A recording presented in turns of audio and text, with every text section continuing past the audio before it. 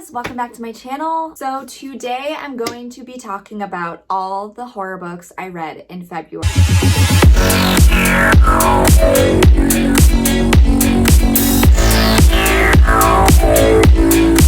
So this month I read 6 books, which is pretty good for me. I am kind of a slow reader, so I tend to read a book a week. If I'm having a good week, I'll read a book a week. So the first book I read this month is called Tender is the Flesh by Augustina Bezterra. I'm not sure if I'm saying that right. I talked about this in a previous video. This book is so good.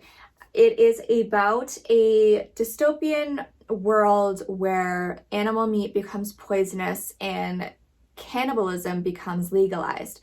This book is dark, it's bleak, it's filled with gruesome imagery, and it has a fucked up ending, and it's not for everyone. I would definitely recommend reading trigger warnings before this because there may be some things that you personally cannot handle, but this was everything that I was looking for in a book. It was a very quick read, and thank God it was quick and not super long because it's so dark. I don't think I could have read more than it's like 100 and something, 200 pages basically. So it's a quick read, but it will move you. It will make you think and it will terrify you. The next book I picked up is Horrid by Katrina Leno. So this is a YA thriller about a girl who moves to a Maine town, I believe, with her mom, and they move into her mom's childhood home, which is like this creepy mansion, and she starts experiencing weird activity in the house, and she starts to uncover the secrets of her family's history. This was the first book by Katrina Leno that I've ever read. I do think she is a talented writer, but I do not think this book is horror.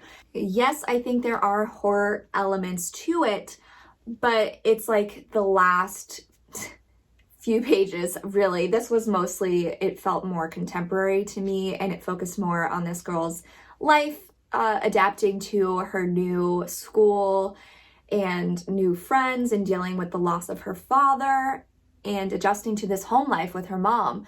So it's interesting. It's just, I hate being sold something that is horror when it's really not, you know, don't fuck with me. You want me to read a horror book and it's not horror? You're on my shit list. Anyway, I do think it's a good book. If you go into it knowing there isn't a huge horror focus, I think you'll like it. If you're into YA contemporary, you're into this, you might like it. I personally am not, and I'm just at the point in my life where I don't find reading about teenagers going through high school interesting. There's certain exceptions to that, and this was not one of them. Like, I was bored and I skimmed through a lot of sections because I didn't care about this girl's life, TBH. Next, I picked up When Darkness Loves Us by Elizabeth Engstrom. Now, this is from the Valancourt's Paperbacks from Hell series, where they re-release old horror books from the 70s and 80s, and it's just so beautiful. I talk about this in another video. I loved this book. It features 2 different stories, 2 different novellas, and it's a pretty quick read. The first story focuses on a young woman who's pregnant, and she gets trapped underground and she has to survive, and it's claustrophobic, it's creepy, it's terrifying, and it is messed up. It goes to places I didn't expect it to go, and it was shocking. The second story focuses on a young woman who, I think she's got some disabilities, and she's really she lives on her own, and she's looking to learn how to live on her own and find love, and she does find love with somebody, but she also has a lot of money, inheritance money, and there's some people in the town who are not happy about that, and they decide they want to take advantage of her, and we see how that goes. Now, the second story, it was slower and it was longer. It felt I didn't enjoy the second story as much as the first story. I felt like the second story was more character driven, where you're learning a lot about this woman, her past and history with her parents history and their relationship before they actually had her. And then it's this huge build up to this moment that just happens super quickly, and I didn't get enough of the messed upness that I was looking for. But the ending is fucked up. So I do recommend this. I do like this author and I really want to read more of her stuff. So yeah, I do recommend this. It's from Valancourt and they have a whole series of paperbacks from hell that I highly recommend you check out. Next, I needed something quick, something easy that I could read in one sitting, and that is Fake Blood by Whitney Gardner. So this is a graphic novel about a young boy who has a crush on this girl and he thinks that she's obsessed with vampires, so he pretends to be a vampire in order to get her to like him. But it turns out she's actually a vampire slayer. That doesn't work very well for him. And I thought this was just a really cute story. The illustrations are really adorable, and I like the message that basically you should just be yourself and you'll meet the right people that way. You'll meet the people you like. People will like you for who you are if they're the right people. And I thought this was adorable. I highly recommend. Next, I picked up this indie horror book, Antioch by Jessica Leonard. I believe this is Jessica Leonard's first book, and I really liked it. And this cover is stunning. So I first learned about this book after seeing people post about their Nightworm subscription box, which I believe this was included in the February subscription box. So I picked this one up because it sounded interesting. It follows a small town that is being haunted by a series of murders by an uncut serial killer, and the focus is on this woman who is a bookseller, and she has an obsession with Amelia Earhart and an old-timey radio that it's like an old broadcast radio, and she gets a message through the radio, and she believes it's of a missing girl, and she believes that the missing girl is trying to reach out to her for help, and she's in the basement of some serial killer that's killing all the women in town. So it focuses on her. She gets really involved in the investigation, and it's just wild. It was really fun to read. I really like the characters, and I think their dialogue was really fun to read. I do think Jessica Leonard is an author to watch, so I'm excited to see what else she comes out with. The ending kind of left me a little confused, and I wanted more. I feel like once it was like all this lead up to that final moment, and then it just cuts you off very quickly, and I did not like that. But I do think that overall the journey was a fun one, so I do recommend this one. I will tell you though, the ending will piss you off probably. So, and lastly, I have been on a religious horror kick lately. I've just been in the mood to read that kind of book. So I finally picked up The Merciless by Daniel Vega, and I loved it. First of all, can we talk about this beautiful cover? It's stunning. It is so simple, but it's just so cool.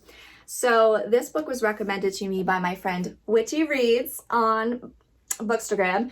And it took me like a whole year to actually pick this book up after I bought it. So that's how my reading goes. I was just in the mood for it finally now. So it follows this young girl who is new in town, and she becomes friends with this group of religious teen girls who they want to kidnap another girl who they believe is possessed by the devil. So they kidnap this girl and they want to perform an exorcism on her, and it gets fucked up. It gets dark. It gets gruesome. There's some haunting imagery in this one. There's some moments involving a knife underneath a fingernail that was very hard for me to read. It was disgusting. There's some fucked up moments in this. It's very plot driven more than character driven, but I believe this is the first book in a series, and I don't know where it's gonna go in a series. So I'm interested in that, but also I'm not a huge series reader, so I don't know if I'll follow the rest of the series. But this was good. This was really fun, quick read, and I highly recommend it. Another book I tried to read this month is What Big Teeth. Now, this is another YA book that is described to me as one thing, and it's not what it is. It's not what you sold me for. It's not what you sold me on, okay? First of all, the cover is beautiful, and that is pretty much the sole reason I bought this book. But another reason is because it is supposedly about werewolves, and I was expecting werewolf action. I want more werewolves in my life, so I thought I was going to get it with this book, and I didn't.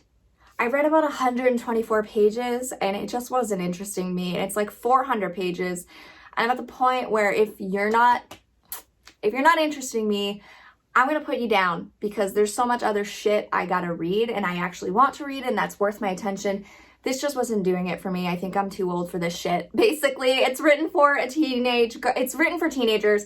It follows this young girl who experienced some weird event when she was younger, and her grandmother sent her off to some boarding school, and then she comes back when something happens at the boarding school, and she goes to live with her weird ass family, who I think are monsters. I was told they were fucking werewolves, but none of them act like werewolves, so I don't really know what they are.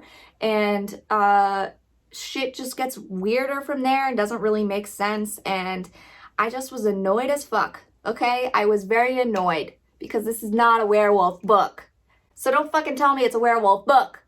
So yeah, I don't know, you might like it, but I don't have the fucking time for this shit. So I did not finish this one. And there you have it. That is everything I read in February. I had a pretty good reading month overall. I enjoyed pretty much everything I read except one book. I am really looking forward to March, because I just bought a shit ton of books that I'm excited to read. So what are you reading? What did you read last month? Did you read any of the books that I read? And please let me know down below your thoughts on those books. Let me know down below what you read last month, what you plan on reading this month, and subscribe if you want to follow along, see what else I'm reading, what else I'm doing in the horror space. Connect with me on social media. I'll leave all those things below so we can become spooky besties and talk about spooky shit. And yeah, I'll see you next time, guys.